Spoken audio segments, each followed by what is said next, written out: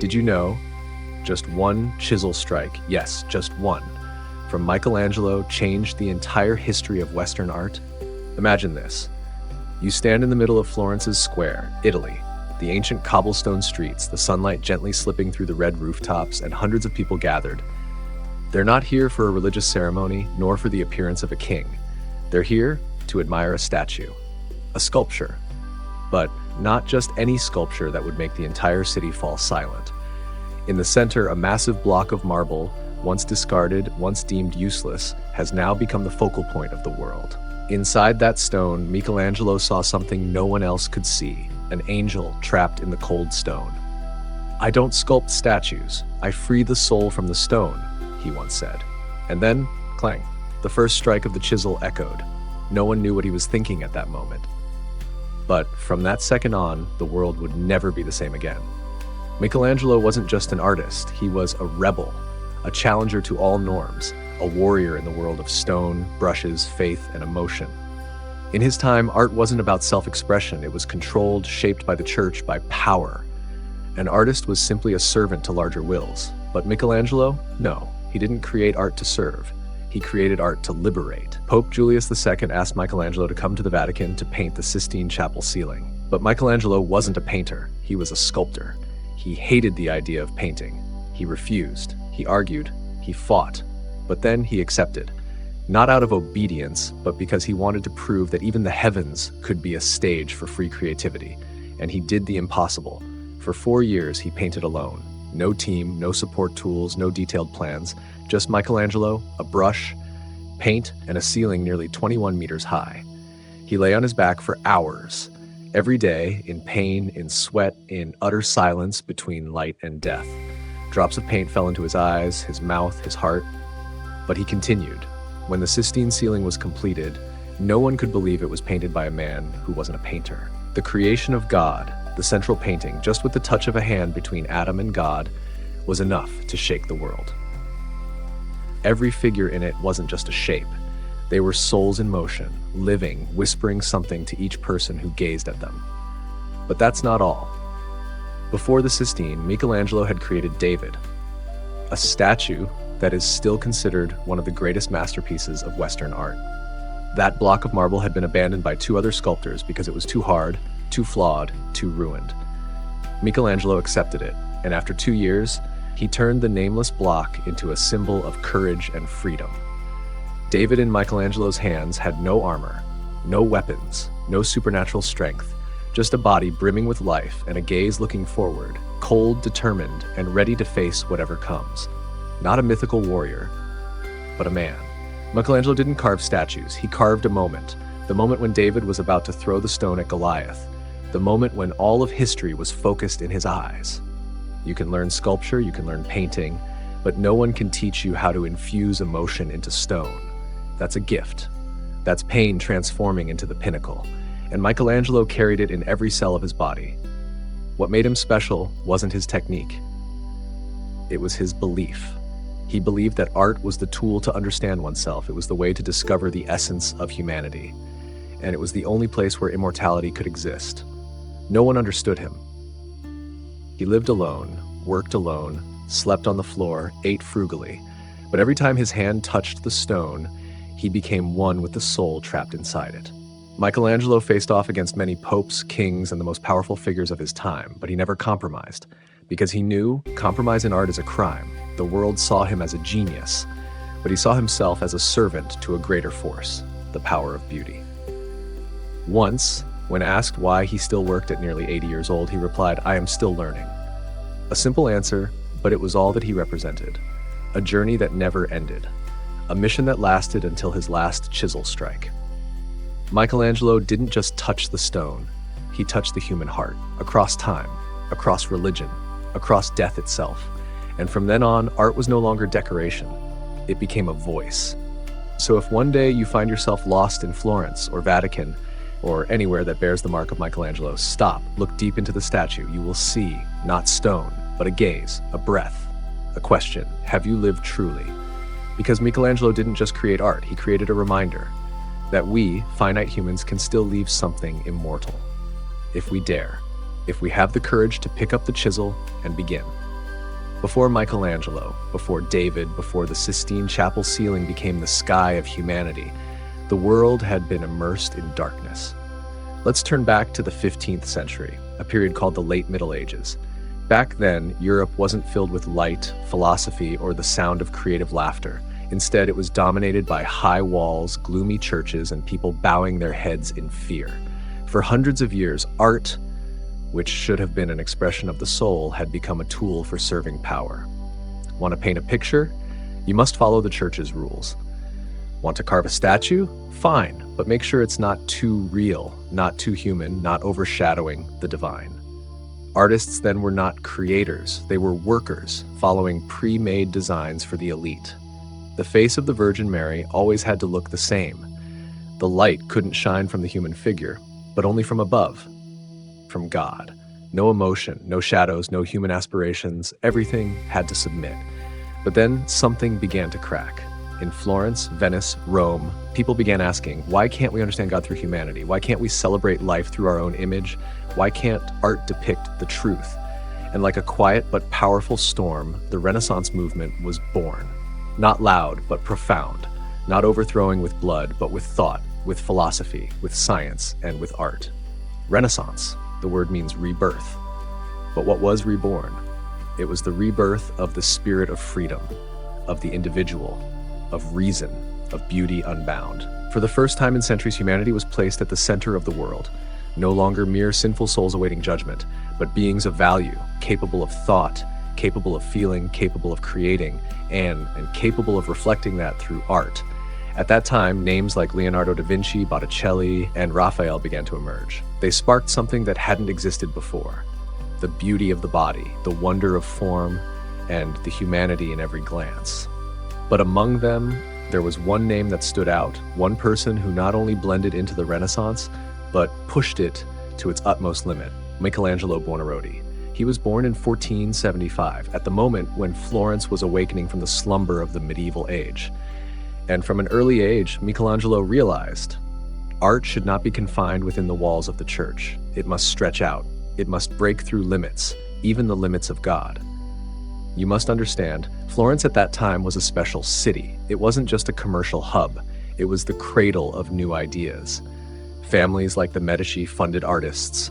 Public squares were opened up for paintings and sculptures to be present.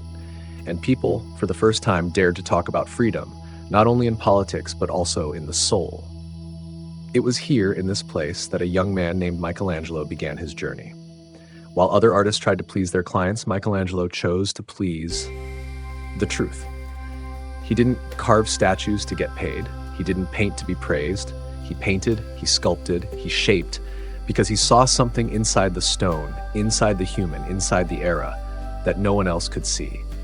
But to understand Michelangelo, you must understand the pressure he lived under. Artists back then weren't heroes. They were hired hands. They lived by the grace of the church of kings. And while Leonardo used reason to challenge, Raphael used beauty to please the viewer. Michelangelo chose confrontation. His art wasn't easy to understand. It wasn't beautiful in the traditional sense. It wasn't safe. It was intense. It was raw. It forced you to look at yourself, at the ugliness, the pain, the fear within. And that exactly was the Renaissance spirit at its highest level. Not avoiding the truth, but facing it. If the 15th century was a stage, Michelangelo was the lead character who refused to read the script. He rewrote it in stone, in blood, in passion.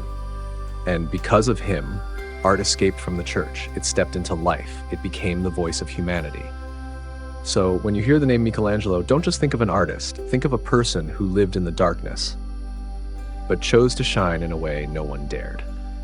And that is why Michelangelo doesn't just belong to the past. He is part of every revolution, where truth is honored and freedom is earned not through war, but through brushstrokes, chisel strikes, and an unwavering belief.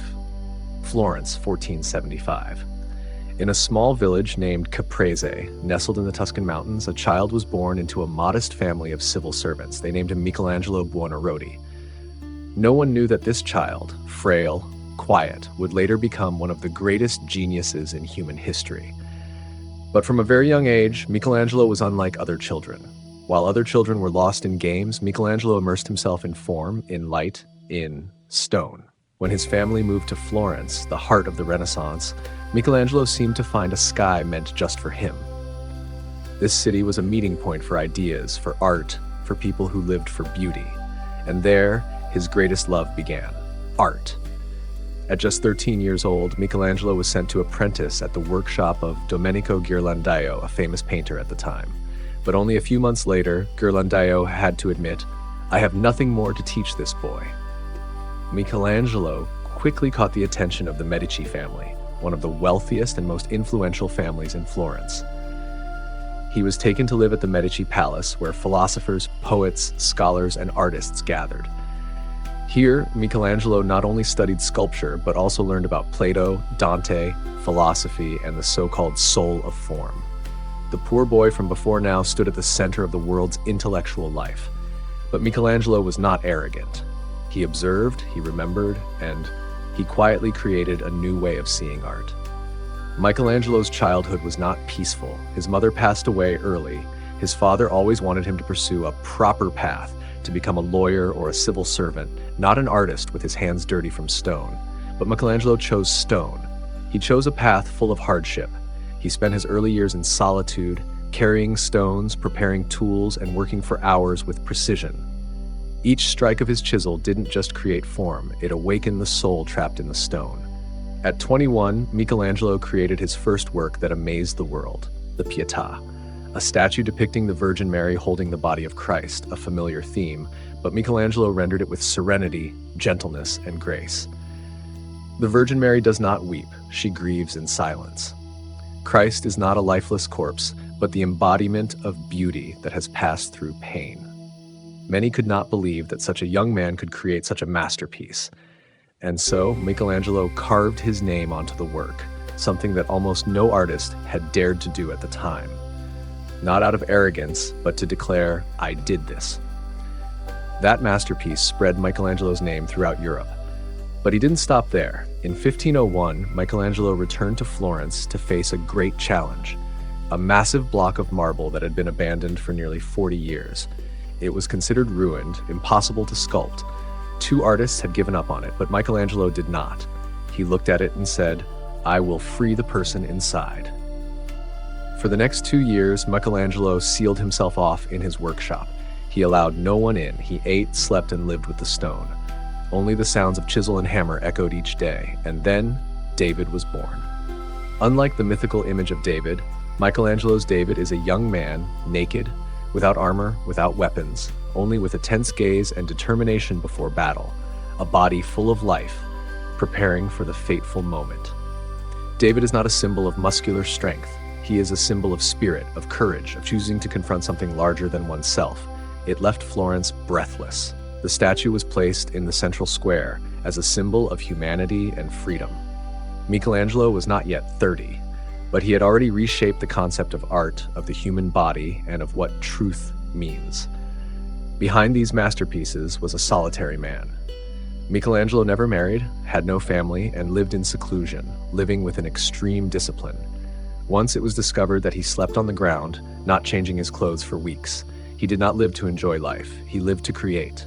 In one letter he wrote, "I am a suffering soul trapped in this body, and I do not live. I only exist to work." For Michelangelo, art was not a career. It was a duty. The only path he believed he was born to walk. He didn't dream of fame. He dreamed of finding the truth within stone. From a boy who loved gazing at stones on the roadside, Michelangelo became a man whom all of Europe admired, a man respected by popes, and a man who the Renaissance honored.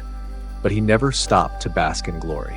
For Michelangelo, each masterpiece completed was only the beginning of a greater challenge. He fought not against others, but against himself, against the perfection he always pursued to the end. Michelangelo was not an artist who passed through time. He was an era. Florence, 1501.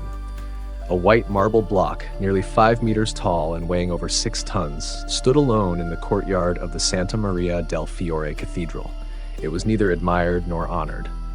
For nearly 40 years, this block of marble had been nothing but the leftover of an unfinished dream, touched by 2 famous artists, then abandoned because they concluded it was too difficult, too hard, too useless. But then one man stepped forward, a man who was unlike other artists, a man who saw not just stone, a man who saw David. His name was Michelangelo Buonarroti. He didn't back down. On the contrary, Michelangelo asked to work with the stone, requested to close off his workspace, and sought to face the challenge that two others had given up on. "I see David in there," he said. "I just need to free him." For 2 years, Michelangelo almost lived in seclusion. He started his workday before dawn and only rested when the night fell. There were no detailed sketches, no trial models, no one to assist him. Just Michelangelo, the chisel, the hammer, and a block of stone that seemed dead. Florence had no idea what was happening inside. All they heard was the regular sound of the hammer. The pounding echoed through the stone, like the whisper of a soul awakening. And then one day, David emerged. A statue over 4 meters tall, with skin that seemed to pulse with warm blood, a cold and proud gaze. David was not a warrior in battle, not a victor raising his sword. Michelangelo's David was a young man preparing. It was the moment before throwing the stone, before confronting the giant Goliath, the calm before the storm. David stood naked. No armor, no shield, no crown, just the human body. Every muscle, every vein, alive in the smallest detail, and the steely will visible in his eyes. His head slightly tilted, his lips tightly pressed, his hand gripping the stone, the sling wrapped around his shoulder. No explanation was needed. All of Florence understood. This was no longer the biblical David. This was us, the people of Florence, small but resilient. This was the spirit of the Renaissance, placing humanity at the center, celebrating freedom, believing in reason. They removed the roof of the workshop to bring the statue of David outside. They placed it in the Piazza della Signoria, the very symbol of the power of the Florentine state.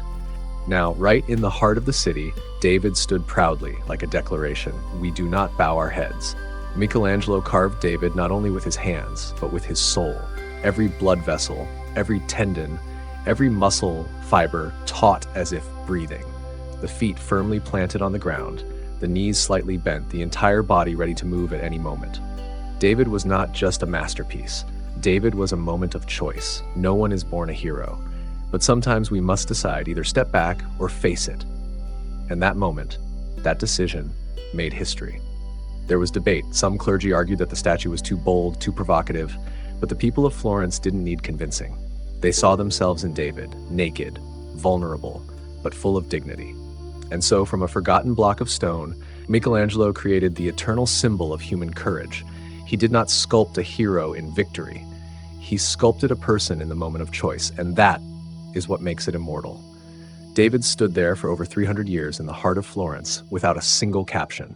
All you needed was to look into his eyes, and you would understand. Michelangelo did not create a statue. He created a challenge. What will you do when faced with the giant in your life? Rome, 1508. A summons from Pope Julius II to Florence. The recipient was Michelangelo Buonarroti. He was invited to the Vatican to undertake a special task, to paint the ceiling of the Sistine Chapel, the holiest chapel of the Holy See. But Michelangelo was not a painter. He was a sculptor. His whole life had been spent with a chisel, not a brush. He refused. But the Pope was not accustomed to hearing refusals. He gave an order, and Michelangelo reluctantly accepted. Some believed it was a political maneuver, a way to humiliate Michelangelo, forcing him to take on a task outside his specialty. But they misjudged this man. Michelangelo did not retreat. Once he committed to a task, he did not simply aim to complete it. He aimed to reach immortality. The Sistine Chapel ceiling was not a vast space. The arch ceiling was nearly 21 meters high, 40 meters long. But Michelangelo transformed it into the sky of humanity. Initially, the Pope asked him to paint the 12 apostles. Michelangelo dismissed the idea. He proposed a different concept, to paint the entire history of humanity, from creation to revelation. The Pope agreed. And so Michelangelo embarked on a journey unlike any artist before him.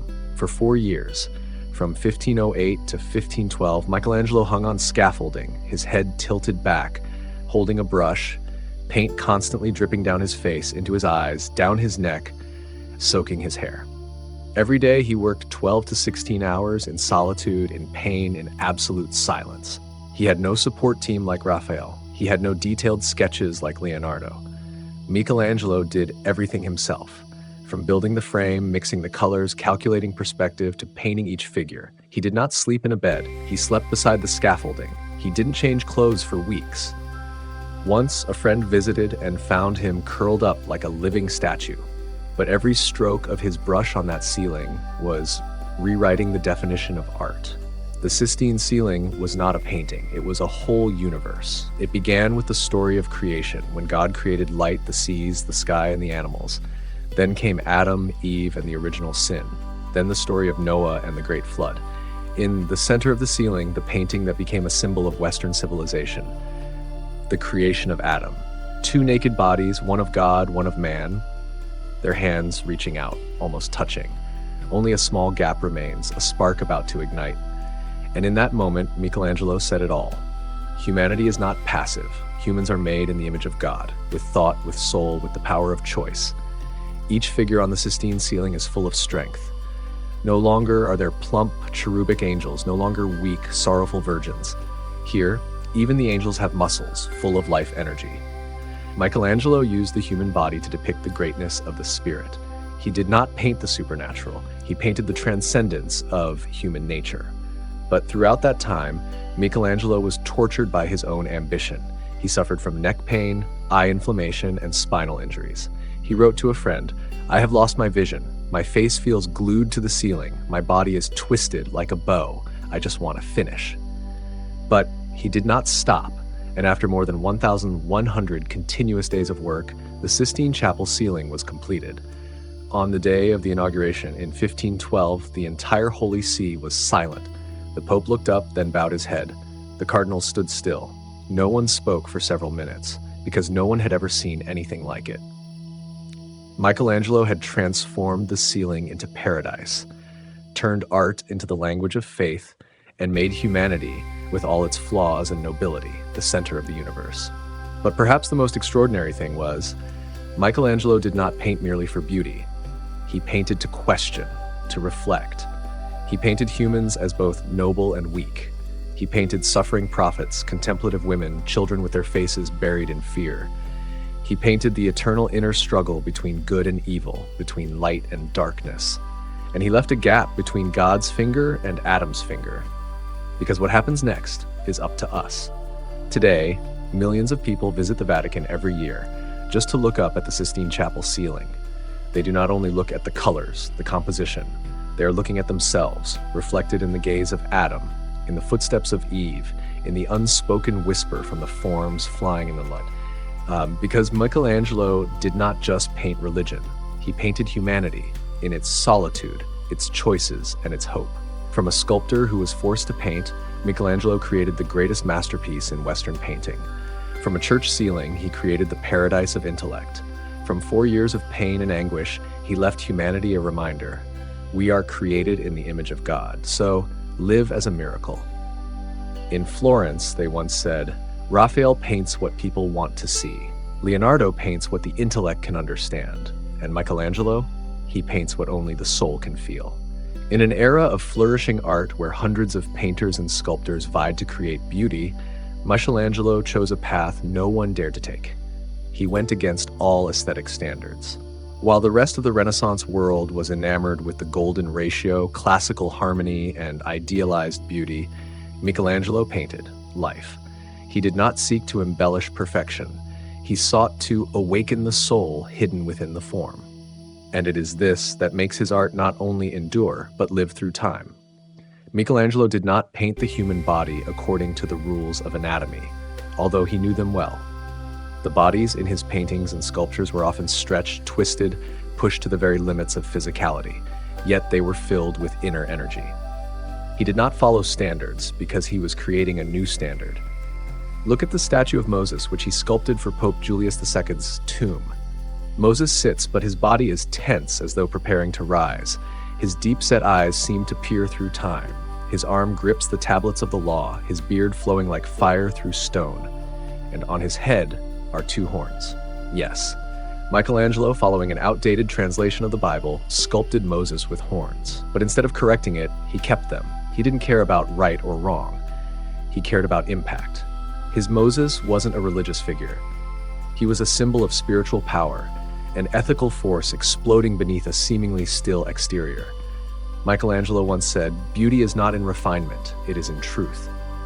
The truth he depicted was complex, sometimes ugly, sometimes painful, but always profound. The bodies he painted had not just muscles. They carried within them questions, struggles, the desire to break free from fate. In The Last Judgment, painted years after the Sistine ceiling, Michelangelo abandoned all idealization. Hundreds of figures, rushing toward the center as if caught in a whirlwind. The forgiven soar upwards in happiness. The condemned fall down in panic. But even the angels have a fierce look.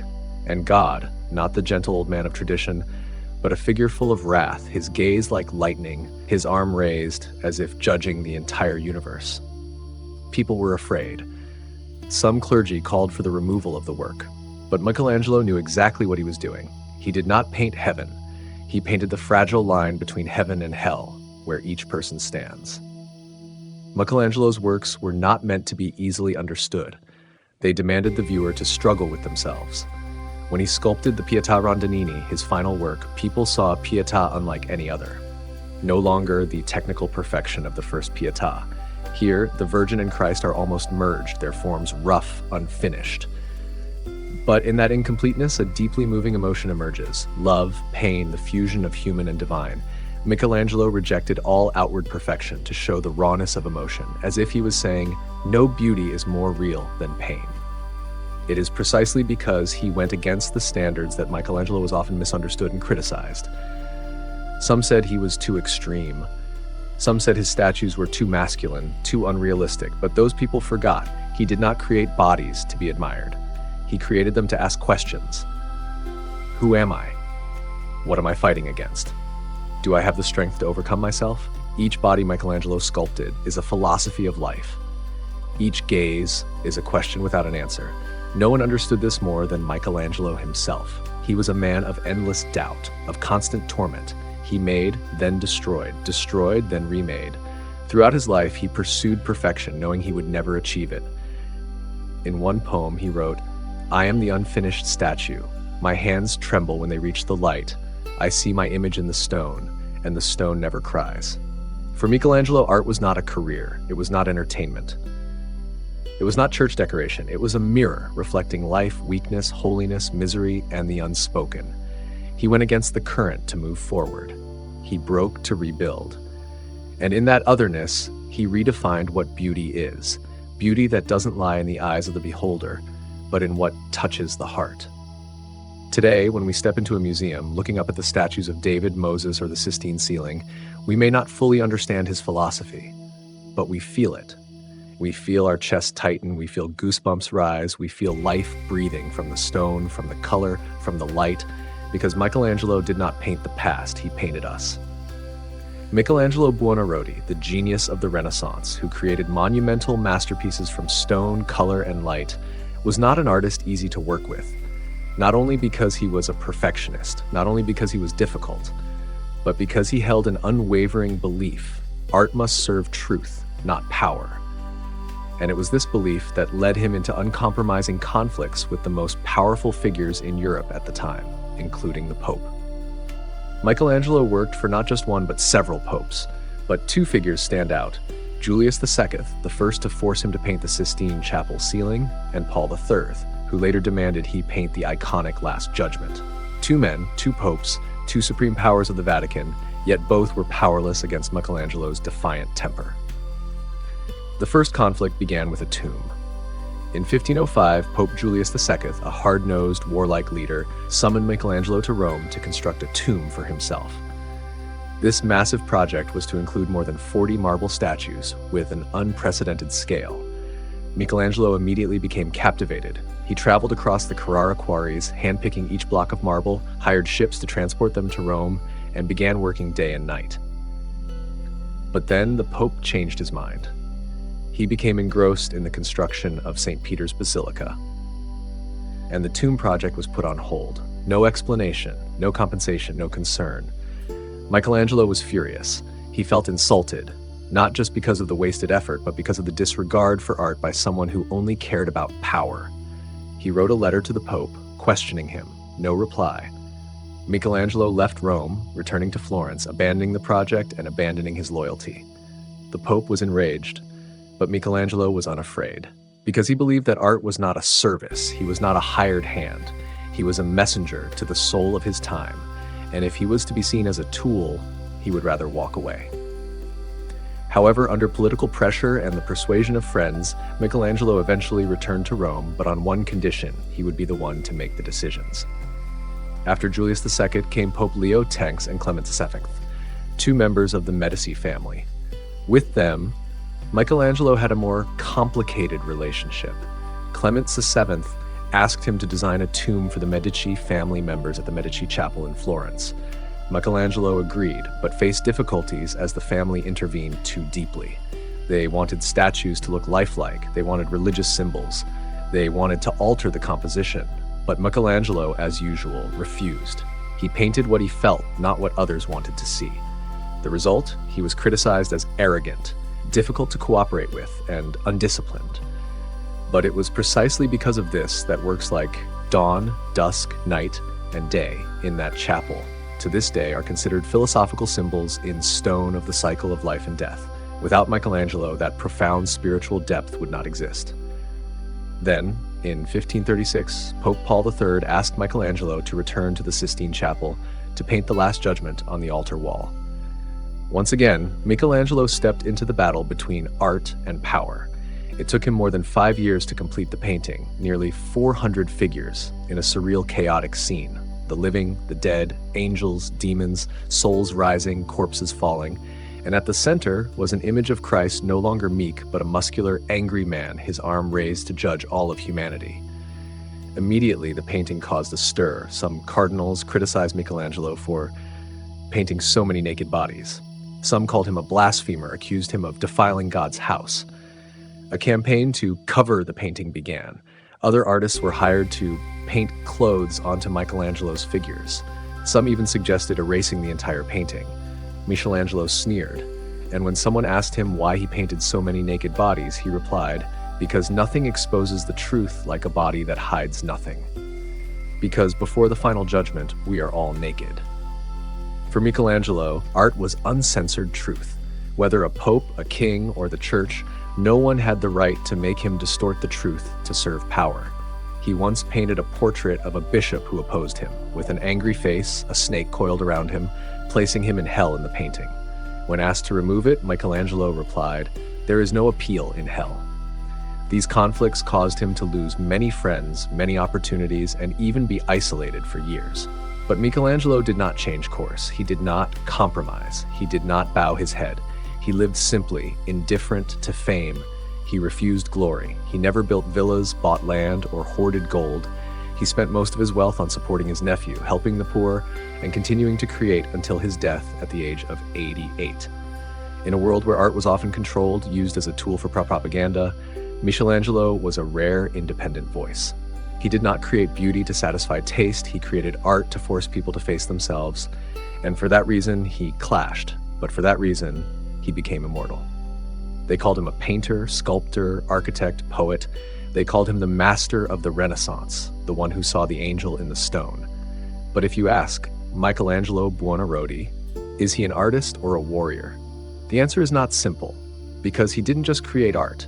He lived like a lifelong battle where the enemy was not others, but mediocrity, doubt, and himself. No one saw him smile. No one saw him rest. Michelangelo didn't like socializing, didn't like partying, didn't attend honor ceremonies, never boasted about his wealth or fame. His room was strangely sparse. A few wooden chairs, a hard bed, a desk covered in stone dust, unfinished drawings hanging on the walls. Despite working for popes, he didn't live in luxury. He wore clothes so worn they were tattered. Once his friend visited and was bewildered to find Michelangelo sleeping wrapped in a blanket on the floor, in clothes he had worn for weeks without changing. People considered that eccentric, but for Michelangelo it was the strategy of a warrior, eliminating everything unnecessary to focus entirely on the most important battle, the work. He once said, "If people knew how I worked, they would no longer admire me, because beauty does not come from inspiration, but from sweat, tears, and blood." And indeed, Michelangelo lived, created, and suffered until his last drop of blood. From a young age, he was a man of rigorous discipline. While others slept, he worked. While others partied, he carved stone. And he didn't work for fame, not for money. He worked because he could not work. Each of his statues was a blow to the limits of human capability. Each of his paintings was a break from the mold to find something truer, deeper, more alive. Michelangelo worked as if each day was his last. He immersed himself in every detail. A muscle line, a glance, a light angle, a small flaw would make him smash it and start over. No one dared enter his workshop while he was painting or sculpting. No one knew how he would react, shouting, throwing a hammer, or crying. He once destroyed a nearly finished statue because he felt it lacked soul. People once called him the madman of stone. But what they didn't know was Michelangelo was fighting against imperfection. Not the imperfection of others, but his own. Though revered across Europe, Michelangelo was never satisfied with himself. He wrote hundreds of poems, many of them bitter soliloquies. He hated his hands, his eyes, the things he created. He said, "I have never created anything worthy of the beauty I see in my mind." His perfectionism was not about vanity, but about reaching the absolute, the indescribable that can only be felt by the heart. Michelangelo was also a lonely man. Though he lived to the age of 88, he never married. No children. His past loves, all distant, ambiguous, unfinished. Some scholars believe he loved a young man, the nobleman Tommaso de' Cavalieri, to whom he sent dozens of passionate poems. But that affection, if it existed, was also a one-sided echo. And then, like every warrior, he chose to be alone. Because he understood, to go to the end, you must walk alone. In 1546, when he was over 70 years old, Michelangelo took on a new task, to design St. Peter's Basilica in Vatican, the greatest religious building in Europe. Many younger, stronger, more equipped people had refused. But Michelangelo accepted, not to prove anything, but because he wanted to end his life with a project no one dared dream of. And he worked almost until his death, sketching designs, overseeing the workers, debating with the architects, quietly fixing every stone. That cathedral, still standing today in the heart of Vatican, holds not only construction knowledge, but the soul of a man who spent his life seeking eternity. Michelangelo passed away in 1564 at the age of 88. There was no grand funeral, no state mourning, only a small room, an unfinished statue, a few scraps of handwritten paper, and a verse found. "Death, O final friend, I do not fear you, for I have lived as though each day was an immortal touch." And thus, Michelangelo closed a life unlike any other.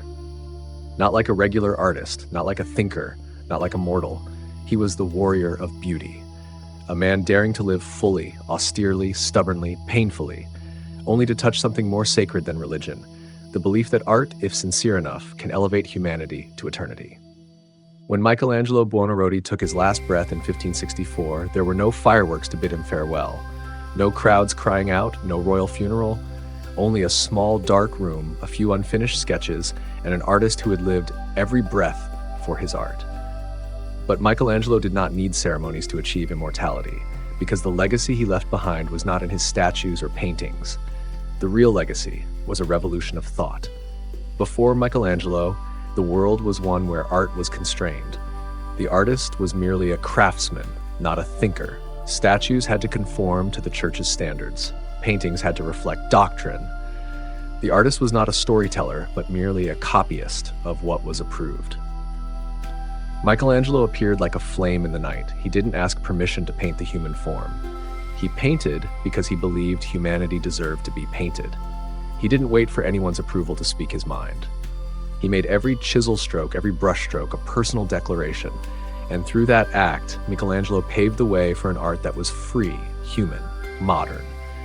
When he painted Adam and God touching hands, no one had ever seen anything like it before. It was not a God sitting majestically on a throne. It was not an Adam kneeling in fear. It was two equals, one giving life and the other ready to receive it. That moment, just a small gap between their fingertips, sparked a philosophy. Man is not just created by God. Man can understand God, and therefore man has value. In Michelangelo's time, the idea of man at the center was still dangerous. It challenged the entire old system of thought. It placed the human soul on par with the divine. It said you can be wrong, but you have the right to feel, choose, and create. It was from this idea that the world changed. Art was no longer the privilege of the church. It spread to the streets, into the squares, into the minds of every individual. Michelangelo didn't just pave the way for later artists like Caravaggio, Bernini, Rembrandt, Rodin. He paved the way for modern thought, where the individual has the right to exist independently, to express themselves, and to reflect the world from their own perspective. What's remarkable is Michelangelo did not write these things with reasoning. He didn't teach philosophy. He didn't argue on paper. He spoke with stone. He spoke with color. He spoke with the silence that echoes in the gaze of David, in the bloodied body of Christ, in the distorted forms of souls on the Sistine ceiling. His art didn't need to be fully understood to be felt. It didn't preach. It didn't instruct. It awakened. When the world entered the Enlightenment, when revolutions broke out for freedom, equality, and human rights, Michelangelo's thought flowed like an underground stream beneath all actions. Modern artists, Picasso, Van Gogh, Giacometti, were deeply influenced by Michelangelo, not because they sculpted like him, but because they learned from him the right to be themselves.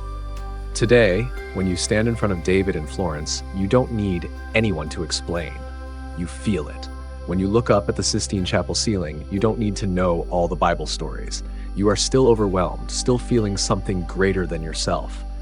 That is Michelangelo's power. To create a language without words, transcending time, culture, and all borders. If Michelangelo did not exist, perhaps art would have lost its courage. Perhaps the artist would still be someone living in the shadow of power, merely copying and repeating. Perhaps we would never have seen art as a dialogue between the heart and the world. And perhaps, most importantly, Michelangelo left us a living mirror. Not a perfect mirror, but a person full of cracks, loneliness, obsession, pain, yet never ceasing to rise. He was not a saint, he was a mortal, but it is precisely because of this that he touched the most sacred. He once wrote, "Art is the shadow of perfection, and I am just the one who follows that shadow." But he did not follow. He became that very shadow, a brilliant imprint that has lasted for 500 years and will continue long after. There is a saying that has become immortal along with the name Michelangelo. I saw the angel in the stone and I set it free. It sounds like a poem, like a beautiful metaphor, but for Michelangelo, it was not magic. It was the reason to exist, because he truly believed that in every block of stone, every stroke of color, every person, there was a soul imprisoned, and he saw his life's journey as the mission to free that soul. Not through the Bible, not through philosophy, but through labor, passion, and pain. Michelangelo's story is not just the history of art, it is a living declaration, a declaration for anyone who has ever felt limited, limited by circumstances, limited by prejudice, limited by their own fears. Michelangelo was not born into a noble family. His mother died early. His father wanted him to be a civil servant. He was looked down upon, controlled, and constrained by the church, by politics, and by society. But he rejected all of it, only to pursue one thing: the truth hidden within the stone. And because he dared to pursue it, even if it meant living in solitude, cutting off joy, working until his skin cracked, his eyes dimmed, and his hands trembled, he reached eternity. Michelangelo did not live to be loved. No one saw him laugh at parties. No one heard him gossip. No one saw him relax in the afternoon sun. But they saw him, beside scaffolding, beside stone, beside the Sistine ceiling, living as though tomorrow did not exist, because for him, tomorrow was another block of stone that needed to be set free. He once wrote in his journal, "I do not seek glory. I do not hope to be remembered. I only want, when people look at my work, they will remember that they have a soul." Perhaps that is why each of his works, whether in stone or color, does not bear his name clearly, but you still recognize, David is Michelangelo. The Sistine ceiling is Michelangelo. Moses, Pietà, La Rondinini, all are fragments of his soul turned to stone. And if you ask, what did Michelangelo leave for the world? Not just sculpting techniques, not just an artistic legacy. He left behind a living, eternal mirror, reminding us that limits are not created by stone, but by ourselves. And overcoming them doesn't require power, doesn't require miracles, only the courage to live true to what we believe is right. We live in a world full of noise. Social media, norms, judgments. making it easy to forget who we are, easy to chase after the beauty others set, easy to be afraid to do what no one else has done, and easy to live a half-hearted life. Michelangelo, from 500 years ago, left us a message. Don't wait for permission to live true. Don't wait for everyone to agree before you start creating something great. Look at the stone within you and start freeing the angel. You may not be an artist, you may not chisel stone, you may not paint, but within you, there is also something imprisoned, a dream, a passion, a part of your true self that you once buried. Michelangelo's story is a reminder. You can set it free, without needing praise, without needing to be understood. You just need the courage. You just need to start. Remember, Michelangelo was not the only one who saw the angel in the stone. He was just the one who dared to set it free. And you, will you let that stone sleep forever? Or will you rise up, take your own chisel, and begin? Michelangelo did not just create art, he created a reason for us to never stop reaching for greatness.